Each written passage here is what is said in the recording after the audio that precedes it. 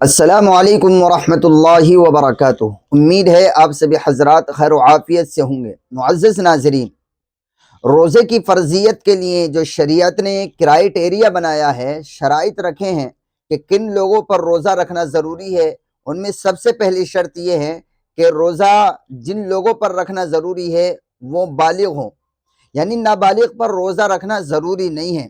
میں یہ ہرگز نہیں کہہ رہا ہوں کہ نابالغ کو روزہ نہیں رکھنا چاہیے، رکھنا بھی چاہیے اور رکھوانا بھی چاہیے، تاکہ ان کو اسلام کے اس فریضے پر عمل کرنے کا شوق پیدا ہو، جذبہ ہو، ان کو جو ہے اس کی تربیت ملے۔ تو نابالغ بچیوں کو اپنے گھر میں روزہ رکھوانے کی ٹریننگ دینی چاہیے، ان کو ایک دو روزے رکھوانے چاہیے یا اس سے زیادہ رکھوانے ضرور چاہیے تاکہ ان کی اچھی تربیت ہو۔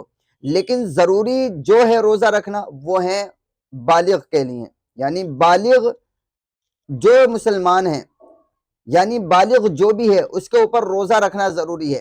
اب بالغ کے ساتھ ساتھ بھی ایک شرط اور ہے، اس کو بھی آپ ایڈ کیجئے، یعنی بالغ ہو اور سمجھدار ہو۔ ایسا نہیں ہے کہ بالغ تو ہے لیکن ہے نہ سمجھ، پاگل ہے، مجنون ہے، دیوانہ ہے، تو اب اس پر تو روزہ رکھنا ضروری نہیں ہے۔ تو بالغ ہونے کے ساتھ ساتھ ضروری ہے کہ وہ سمجھدار بھی ہو، اس کے اندر عقل سلیم ہو، صحیح العقل ہو۔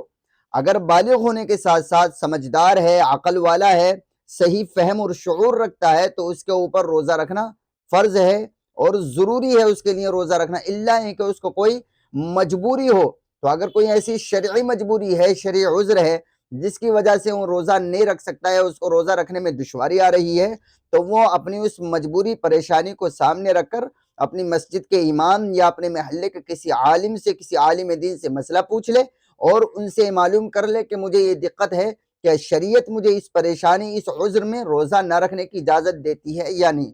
امید ہے یہ بات میری آپ کو سمجھ میں آئے گی۔